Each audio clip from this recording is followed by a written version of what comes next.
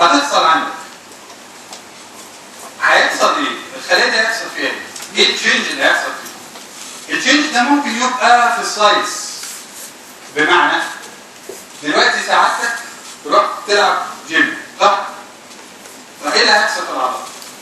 هتكبر في الحجم صح؟ يبقى سايز. او في تشينج زي ما هنعرف كمان 5 دقايق في النمبر او في الفانكشن.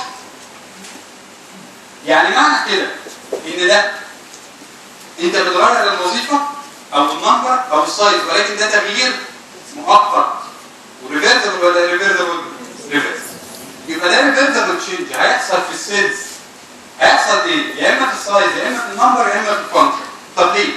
نتيجه لانها تعرضت الى ستريس، انفايرمنتال ستريس. طيب اللي بيذاكر بالكتاب يزود الكلمه دي عشان بيحبوها في الاورال. وكلمه هبله قوي. يقول لك ايه؟ انها واقعه، المرحله بتاعت الادابتيشن واقعه بين مين ومين؟ ما بين نورمال وما بين الريفيرسبل. فيقول لك ما بين النورمال الانستريست، هي حصل ايه ستريس؟ النورمال دي؟ لا. وما بين الاوفر ستريس، يعني ما بين واحده خليه طبيعيه لسه ما حصلهاش ستريس، وما بين واحده حصل لها ستريس بس اكتر من الطبيعي. فده اللي هتكتبه في الكتاب بعد ما تكتب الديفينيشن بتاع الادابتيشن، اتس ستيت مرحله بتوين النورمال انستريست والاوفر ستريست. طيب احنا قلنا الادابتيشن ده عباره عن تغيرات هتحصل في السايز والنمبر والفانكشن. تعالوا بقى نعرف يعني ايه تغيرات في السايز، ويعني ايه تغيرات في النمبر، ويعني ايه تغيرات في الفانكشن. بس التغيرات دي ريفيرسبل ولا ريفيرسبل؟ ريفيرسبل. يبقى الادابتيشن هو مرحله ريفيرسبل بيحصل فيها تغيرات في السايز او النمبر او الفانكشن، ودي بتبقى مؤقته. طب لو زاد الستريس ايه اللي يحصل عندي؟ ندخل في المرحله اللي بعد كده اسمها ريفيرسبل تشينجز. اول حاجه عندي في الادابتيشن في التغيرات حاجه اسمها هايبر بليزيا.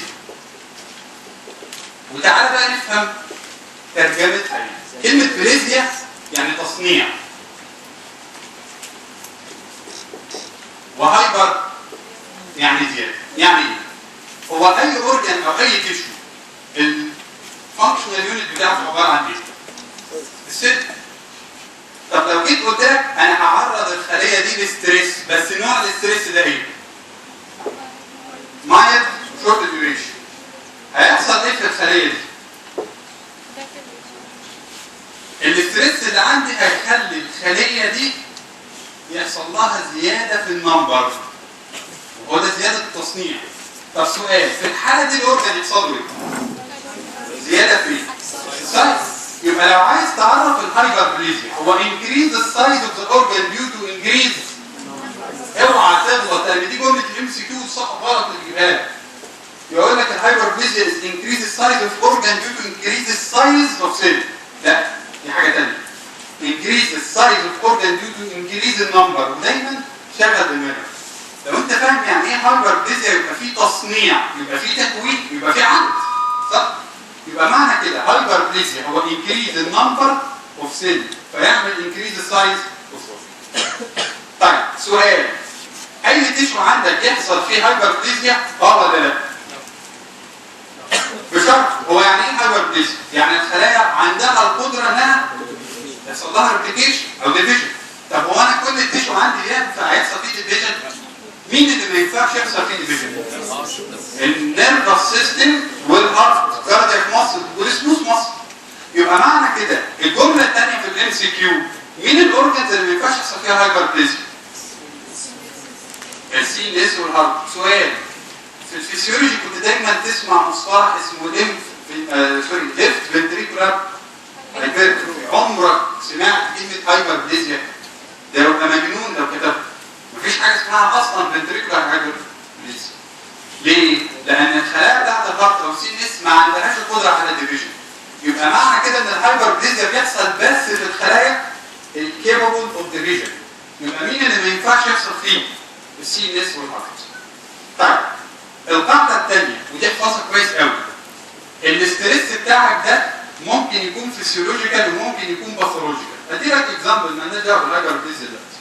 لو انت رحت تلعب جيم الماسلز هتزيد في الحجم وده ديزيز، ده نورمال فيسيولوجي، بتجري بتمشي الهارت الماسلز هتزيد وهكذا. يبقى معنى كده ان الاستريس عندك هيخلي لك، لو كان هو ستريس طبيعي نورمالي يبقى ده فيسيولوجيكال، طب لو مرض يبقى ده ايه؟ باثولوجيكال. يبقى معنى كده الهايبربليزيا فيها كام نوع؟ فيسيولوجيكال وباثولوجيكال. يعني ايه فيسيولوجيكال هايبربليزيا؟ يعني دي حاجه طبيعيه هتحصل فينا، تمام؟ طب اديني اكزامبل، تعالى كده. لو جيت قلت لك في هرمونز بتزيد فيسيولوجيكال، هو انا عندي في هرمونز بتزيد في فتره معينه فيسيولوجيكال؟ اثناء الحمل مش الاستروجين ده نورمال بيزيد؟ طيب واثناء البيوبرتي مش الاستروجين بيزيد؟ يبقى هرمون الاستروجين لما يزيد هيعمل ايه في السايز اوف ذا بريست؟ الجلاند بتاعت البريست هتزيد وبالتالي هيحصل ايه؟ زياده في النمبر اوف ذا جلاند، فزياده في السايز. طب ده فيسيولوجيكال ولا باثولوجيكال؟ فيسيولوجيكال. طب بلاش دي، تعالى على هرمون تاني. انتوا عارفين الاندوميتريوم عباره عن كام طبقه؟ طبقتين يا لا اندوميتريوم. الاندوميتريوم ده بيبقى عباره عن طبقتين، طبقه بيزل وطبقه سوبرفيشال. في المنسترويشن مين اللي بيقع؟ السوبرفيشال. طب وبعد كده بيبدا يحصل ايه تاني؟ طبقه بالظبط، هو دي الكلمه اللي انا عايز اسمعها، بيحصل بروليفريشن. ولو خدتوا في الهيستولوجي خدتوا حاجه اسمها بروليفريتيف فيز اللي هي ايه؟ الاستروجين بيبدا يرجع يزيد، فالاندوميتريوم اللي وقع عندك بيحصل له ايه؟ بيزيد. كله ركز، انا بهدلتهم اسئله النهارده ماشي؟ يبقى دلوقتي يا دكاتره يعني ايه هايبربليزيا؟ increase the size of organ due to increase the number of cells. السؤال اللي بعد كده انواع الهايبربليزيا ايه؟ فيسيولوجيكال وباثولوجيكال. طب الفيسيولوجيكال دي ممكن يكون الاستريس الفيسيولوجيكال الطبيعي هرمونال، في حالات الاستروجين هيأثر على البريست او الاندوميتريوم، بس خد بالك من حاجه، اللي هيعمله في الاندوميتريوم اسمه بروليفريتيف فيز. طب هل ممكن يحصل فيسيولوجيكال هايبربليزيا بس مش بسبب هرمون؟ لو واحد حصل عنده بلاد لوس، يعني كميه الهيموجلوبين هيحصل لها ايه؟ طب والهيموجلوبين لما قل يبقى العيان ده عنده، والانيميا مين اللي يصلحها؟ مين اللي بيكون الهيموجلوبين؟ البون مارو. يبقى معنى كده ان البون مارو مطلوب منه انه يحصل له ايه في الخلايا بتاعته؟ تزيد علشان تبدا تشتغل بكفاءه اكبر. طب في الحاله دي كانك بتعمل تعويض للدم، فكلمه تعويض يعني كومبنساتوري. يبقى اذا دلوقتي الفسيولوجيكال هايبربليزيا في منها هرمونال وفي منها كومبنساتوري. الكومبنساتوري بيحصل فين؟ في البون مارو. امتى؟ بعد الهيموريدج. اما الهرمونال ده بيحصل نورمال. وعلى فكره لو جيت لواحده في الميل استلها الهرمون اثناء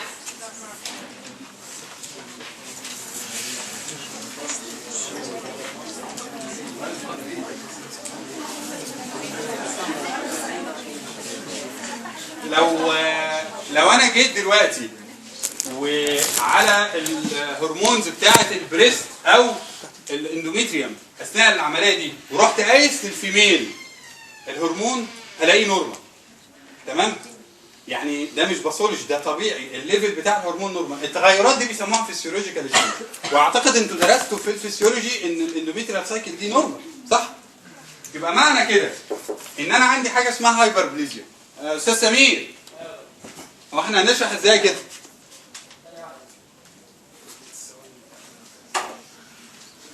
الهايبربليزيا تعرفها ايه؟ increase the size of organ due to increase.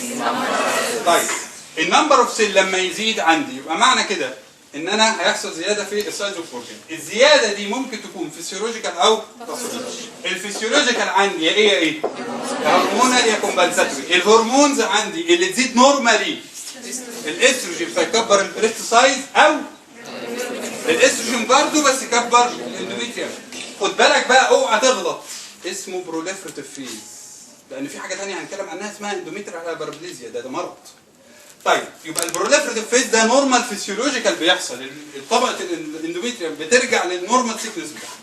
في حاجه ثانيه غير الهرمون اللي هي اسمها كومبنساتوري، دي بتحصل امتى؟ بعد البون بعد الهيموريدج في البون مارو. تعالى بقى على الباثولوجيكال.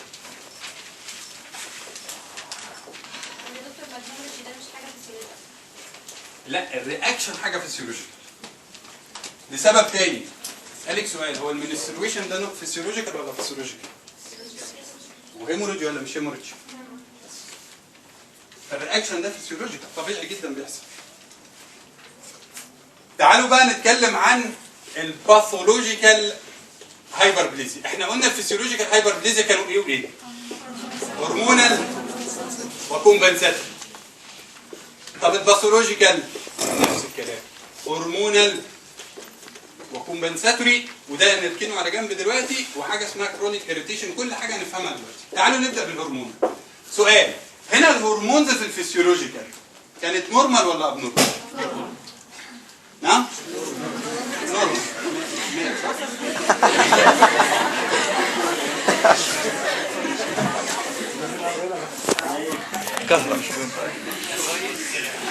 بص هات عمو حسام. فسيولوجيكال هنا الهرمون زايد بس نورمال. يعني ايه؟ يعني لو جيت عملت تحليل للشخص هتلاقي الليفل بتاع الهرمون ايه؟ عالي قوي. طب سؤال، ايه الهرمونز عندي؟ الاستروجين والاندروجين والتي اس اتش والثايروكسين. طيب خد بالك من ان الثلاثه دول زايدين نورمال ولا باثولوجيكال؟ يعني الليفل بتاعهم هيبقى عالي قوي، فبالتالي التيشو بتاعهم هيزيد طبيعي ولا هيزيد اوفر قوي؟ اوفر. طب تعالى كده، احنا لما جينا اتكلمنا عن الاندوميتريوم قلت لك انه بعد الشيدنج بيحصل ايه في طبقه الاندوميتريوم؟ بروليفريشن. والمفروض الاستروجين بيقف. على فكره الاندوميتريال بيوصل السكنس بتاعه النورمال 4 مللي. طب لو الاستروجين الست دي كان عندها مرض، وده ما شاء الله بيحصل في بقى، ربنا لما يكرمكم هتتعاملوا مع ناس ما يعرفوش اصلا، يعني كلمه اي كيو دي ما دخلتش عندهم. واحده تيجي تاخد حبوب منع الحمل تقول لك انا بقالي 5 سنين ماشي عليها ما بتقطعش، عماله تشفط، تمام؟ او واحده مثلا المينوبوز هيجي لي وهبقى كده مش عارف ايه وبتاع، لا انا هاخد استروجين وتقعد تسف في الاستروجين، تمام؟ او واحده عندها ورم وبيطلع استروجين. ما علينا، الفكره كلها ان الليفل بتاع الاستروجين هيحصل له ايه؟ هيزيد. في الحاله دي بقى ايه اللي هيحصل في طبقه الاندوميتريوم؟ ده مش هتبقى بروليفريف فيس، ده هتزيد وتبقى حاجه اسمها اندوميتريال هايبربليزيا. يبقى سؤال بقى، لما تسمع كلمه اندوميتريال هايبربليزيا السيكنس دي، واحنا بنعمل الست سونار ببقى ماسك سونار كده وببص عليها الاقي ان طبقه الاندوميتريوم بدل ما كانت نورمال الاربعه بقت كام؟ 4 مللي، بقت 8، بقت 10 مللي. يبقى معنى كده ده مش نورمال، ده ايه؟ وابقى متاكد من حاجه، لو قلت للست دي اعملي لي تحليل هرمون استروجين هلاقي الليفل بتاع الاستروجين عالي. طيب الاندروجين ايه الجلاند اللي بيشتغل عليها الهرمون ده وموجوده في الميل بس؟ بروست.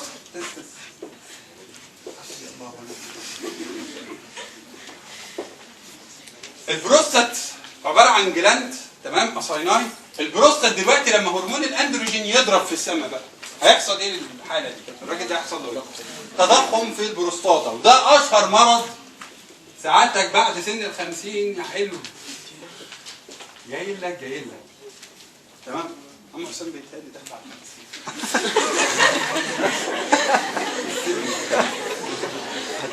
طب الراجل ده ايه المشكله يعني؟ ايه المشكله لما البروستات يا عم سمير ما تيجي تنور لنا انت؟ اشحن نور عينيك بتاعنا.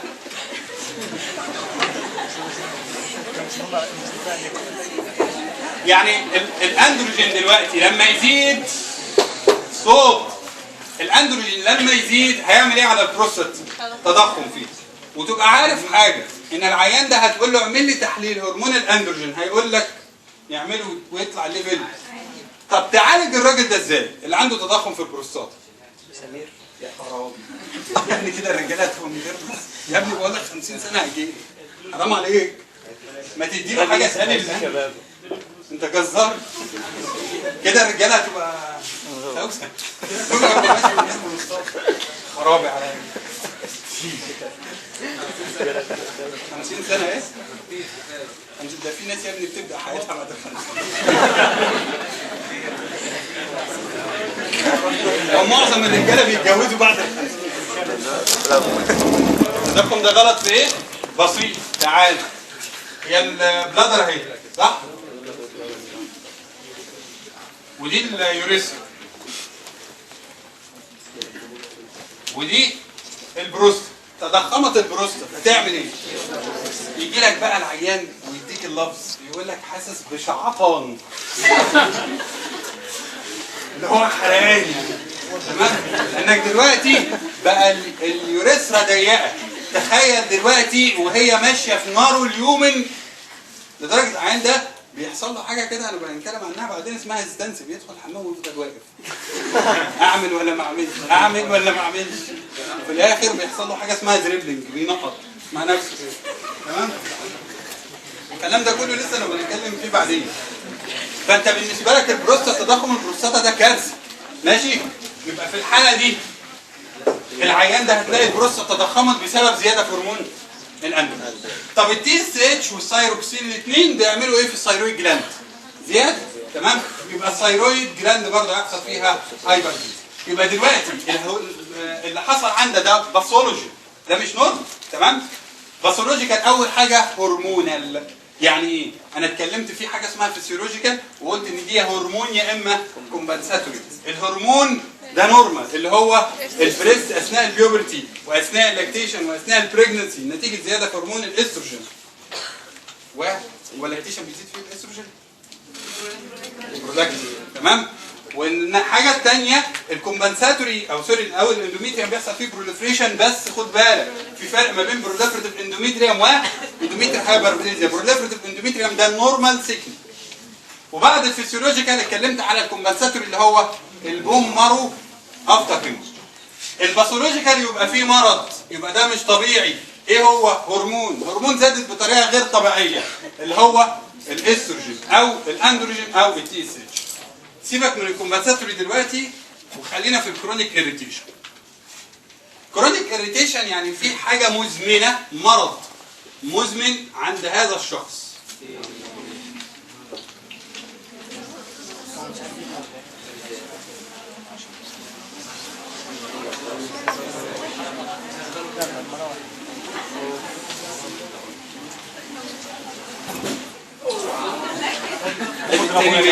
اتفضل واحد. هم خلينه للاخر. هو ظهر السنتر. يلعب محسن للاخر. هو العصب بتاع السنتر. بصوا يا جماعه، مرض مزمن ده هيبقى حاجه من اثنين. العيانين اللي عندهم كرونيك انفكشن، لو جيت قلت لك في واحد عنده بكتيريا هنا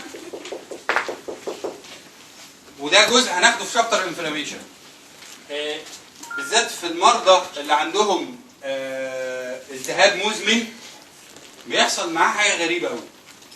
دلوقتي انا عندي فيه بكتيريا هنا وعندي فيه ليمف نود اهي. الليمف نود ده عباره عن ايه؟ لما تيجي تشوف التركيب بتاعه تحت الميكروسكوب عباره عن ايه من جوه الليمف نود؟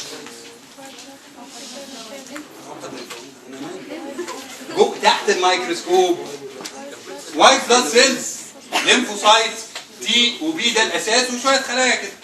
طب ايه وظيفه الليمف نود؟ جهاز مناعي. يعني معنى كده ان الليمف نود سعادتك لما تلاقي فيه انفكشن تعمل ايه؟ طب يعني ايه بقى تزيد؟ هي المفروض انها تطلع خلايا اللي جوه دي تروح تهاجم الانفكشن، صح؟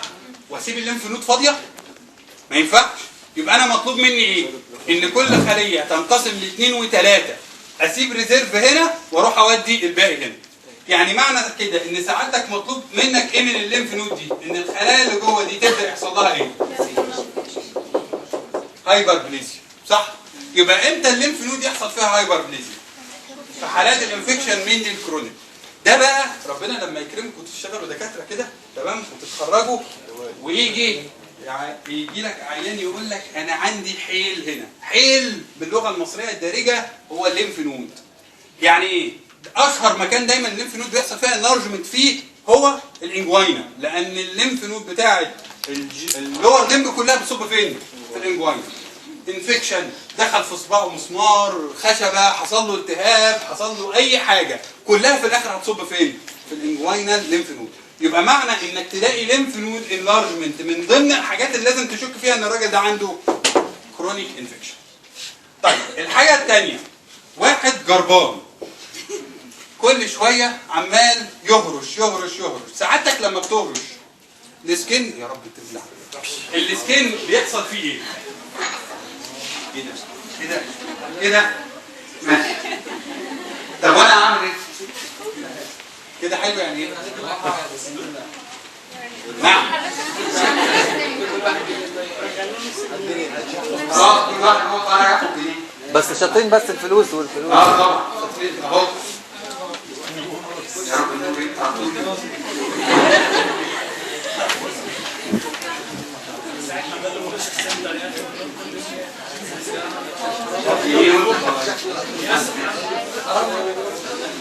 ان شاء الله هيصرفوهم كلهم على الصحة.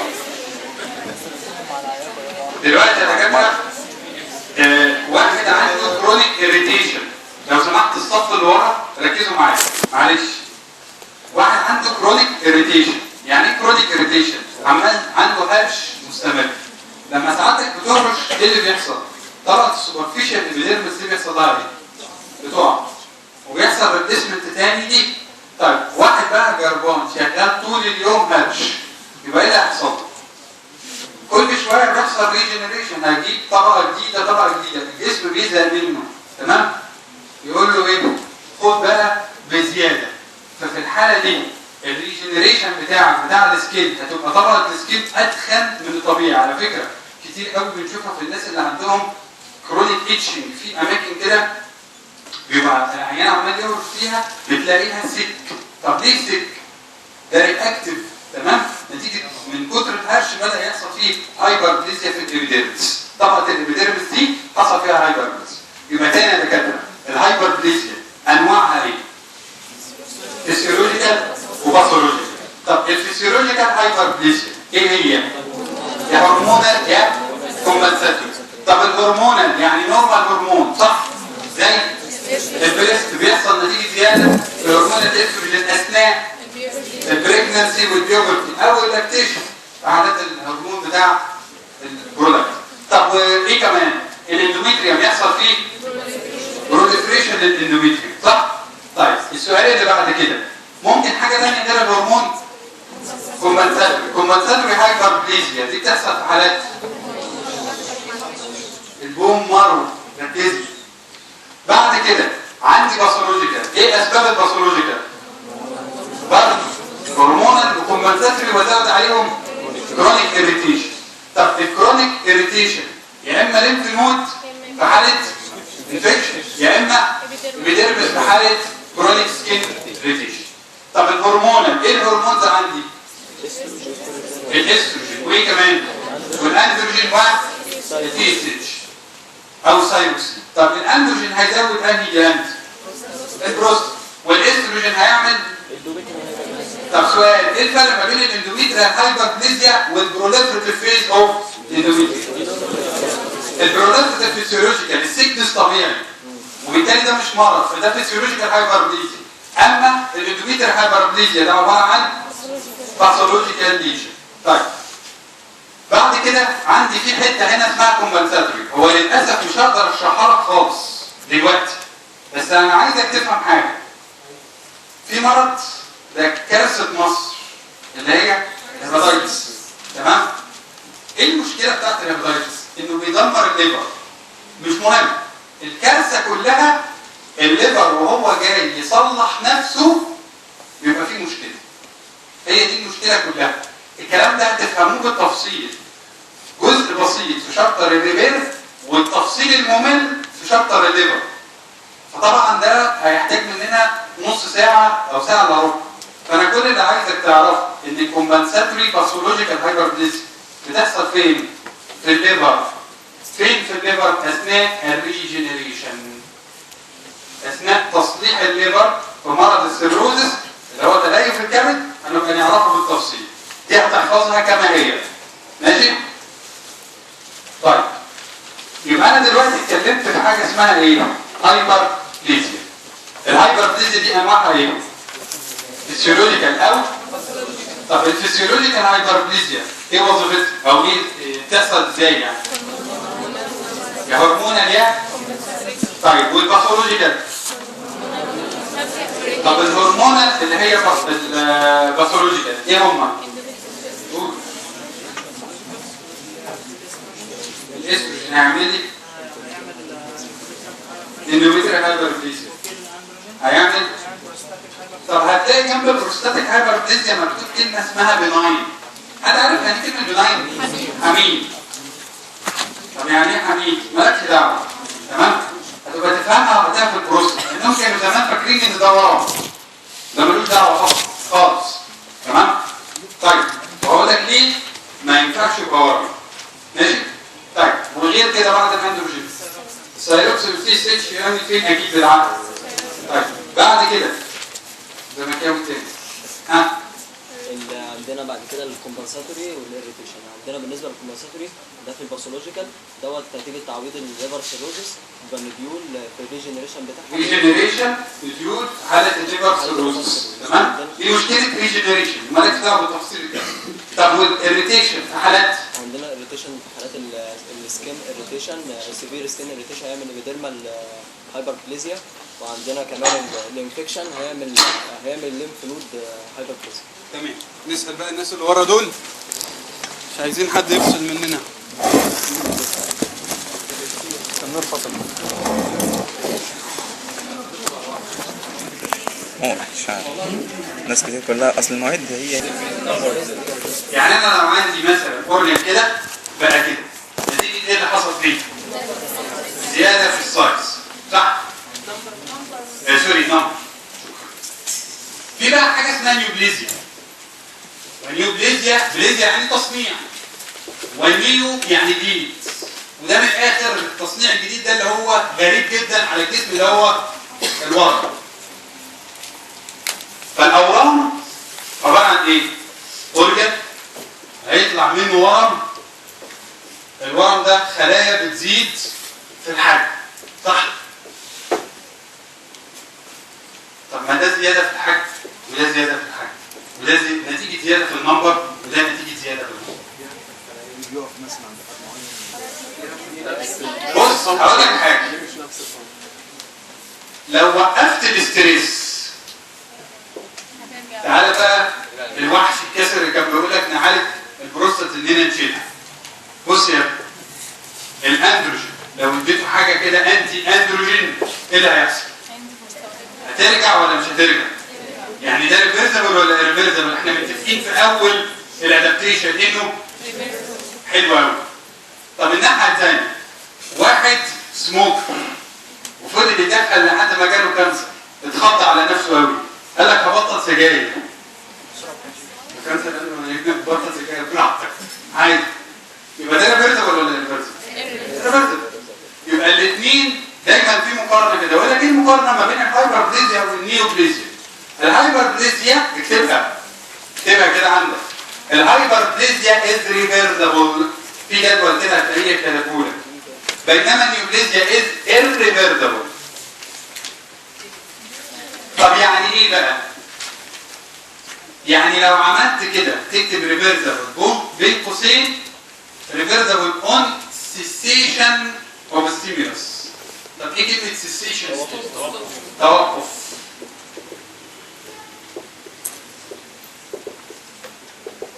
يبقى لو حصل cessation وقفت الانجري او الاستريس وقف عالجته راح اي حاجه يبقى الخليه هترجع لطبيعتها. فاكرين الدياجرام اللي كنا راسمينه النورمال ان ستريس ترجع تاني للنورمال. اما الورم ايرفيرسبل ملوش دعوه وقفت ما وقفتش كده هو مكمل. عشان كده قلت لكم كانوا بيقولوا في البروستات كانوا فاكرين ان ده ورم صح؟ ولكن هل في ورم تديله تريتمنت ميديكال يخف؟ مش قوي يعني لا. فده اسم كده طلع غلط ونزل فيه.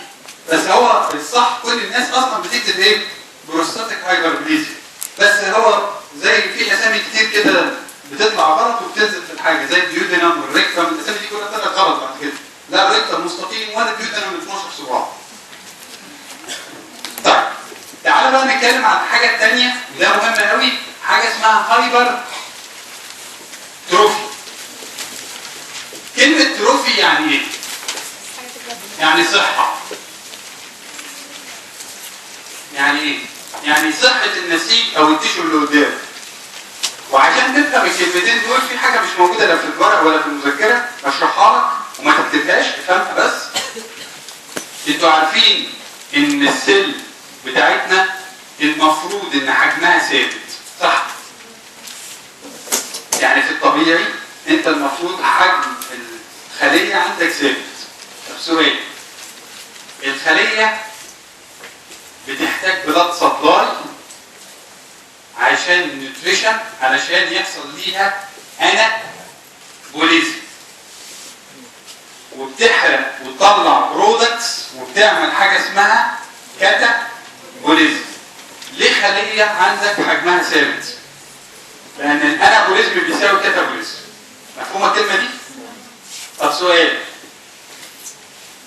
الناس الاتلتس الرياضيين اللي بيجروا كتير او البلاد سبلاي، لما انت بتبذل مجهود البلاد سبلاي بيحصل له ايه؟ بيزيد. فعلى المدى الطويل البلاد سبلاي ما شاء الله عمال يروح بكميه اكبر، يبقى الانابوليزم دلوقتي بيحصل فيه ايه؟ بيزيد، صح؟ واحد عمال يحش اكل ما شاء الله، عمال ياكل ما بيعتقش، كميه النيوتريشن عنده عماله ايه؟ فعمال يحصل له ايه؟ ما شاء الله.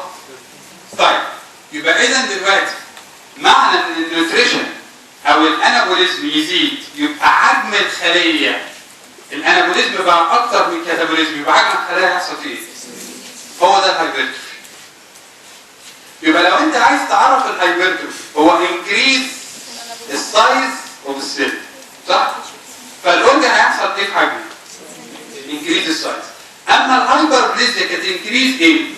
النمبر. ماشي؟ خد بالك من الفرق عشان دي جمل الام سي كيو اللي بيصطدم فيه. طب سؤال تاني، طب لو الانابوليزم هو اللي قل او الكاتابوليزم هو اللي زاد، حجم الخليه يحصل فيه ايه؟ ده الاتروفي. يبقى انا عندي في حاجه اسمها هايبرتروفي وعندي في حاجه اسمها اتروفي.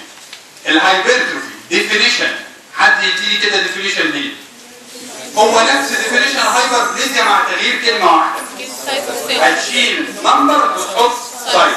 يبقى الديفينيشن هو انكريز ايه؟ السايز اوف ذا اورجن due to increase السايز اوف ذا سيل. اصطدق في الديفينيشن وحط لك فيه نمبر اوف ذا سيل، يبقى الديفينيشن غلط. طب سؤال تاني، هل كل الخلايا عندك ينفع يحصل لها هايبرتروفي؟ كل الخليه، اي خليه يقدر فيها يحصل لها هايبرتروفي انك زودت لها نيوتريشن. والدليل على كده انت مين الخلايا الوحيده اللي ما كانتش بتعمل هايبربليزيا؟ سي ان اس وكارديو.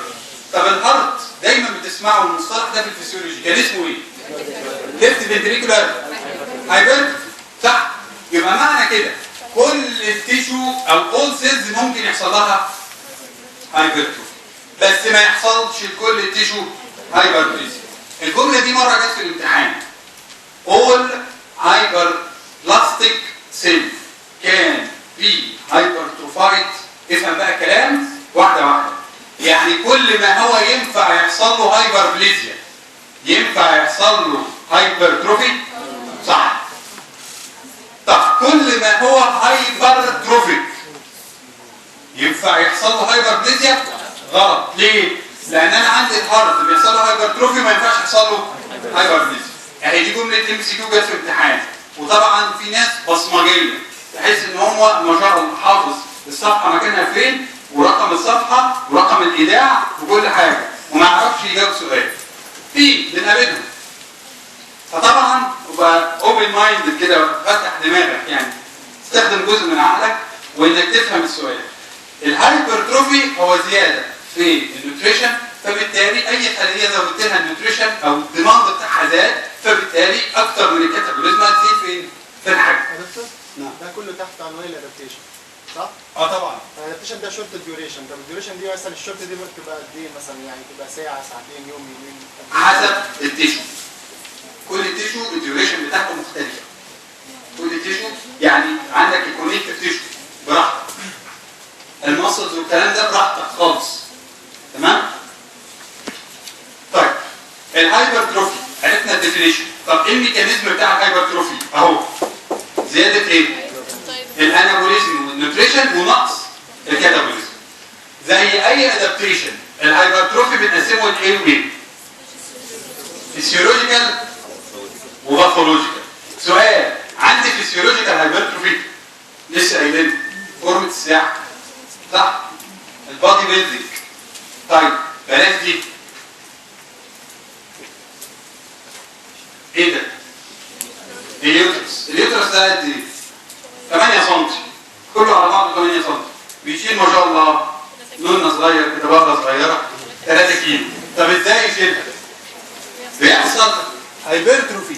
الماسلز بتزيد في الحجم ما بتزيدش في العدد. هو في ماسل بتزيد في العدد؟ يبقى اذا بيحصل هايبرتروفي ودايلاتيشن صح؟ يبقى اذا انا عندي 2 اكزامبلز. وعلى فكره بعد ما الست بتولد بيحصل ايه في اليوترس؟ بيرجع ينكمش. انت فاكر المصطلح كان اسمه ايه؟ لا كان ليه اسم كده. اوله اي ان انفوليوشن. هتسال كده؟ ما علينا انا اسف. تمام؟ يبقى الفسيولوجيكال هايبرتروفي فين؟ في الماسل، في البادي بيلدينج واليوترس.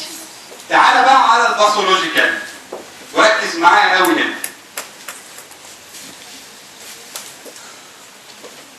باثولوجيكال هايبرتروفي يعني ايه؟ يعني ديزيز معين حصل صح؟ وانت اضطريت انك تعمل ايه؟ هايبرتروفي. طيب اول حاجه ايه هما؟ واحد اسمه ادابتيف وهنفهمه، وبين بين قوسين كده اكتب بيني وما بينك، ما تكتبهاش في الامتحان دي عشان تفكرك. اوبستراكشن. واحد اسمه كومبنساتوري.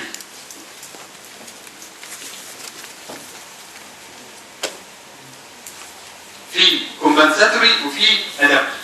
الاثنين دول فيسيولوجيكال ولا باثولوجيكال؟ باثولوجيكال صح؟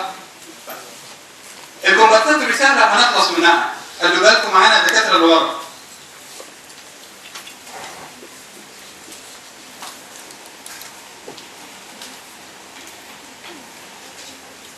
هو ايه اللي انا برسمه ده؟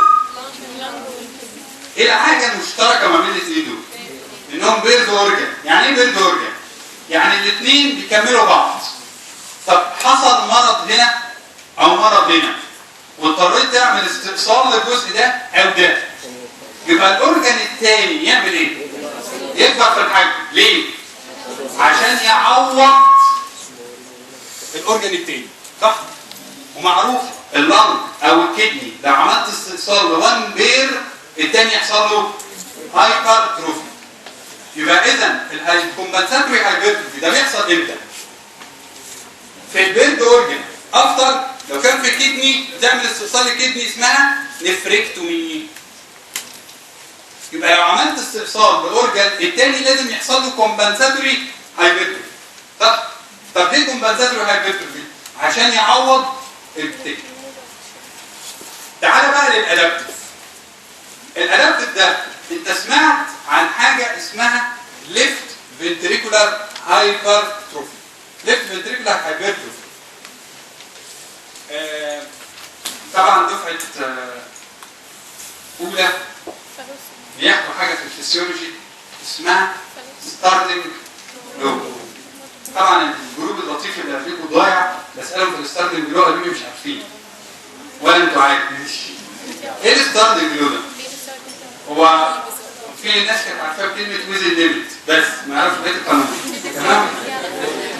الفكره كلها ايه؟ انت دلوقتي عايز تزود الكونتراكشن بتاع المصل، تعمل ايه فيها؟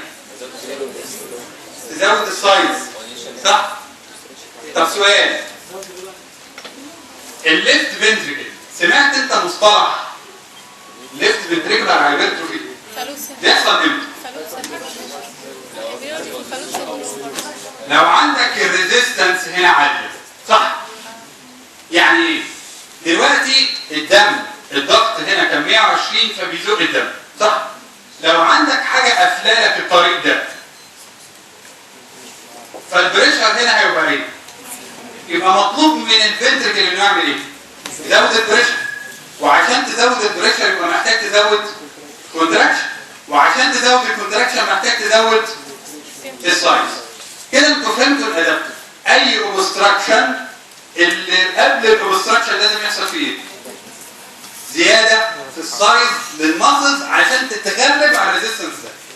طب هديلك اكزامبل. ايه هي الاكزامبل اللي عندي؟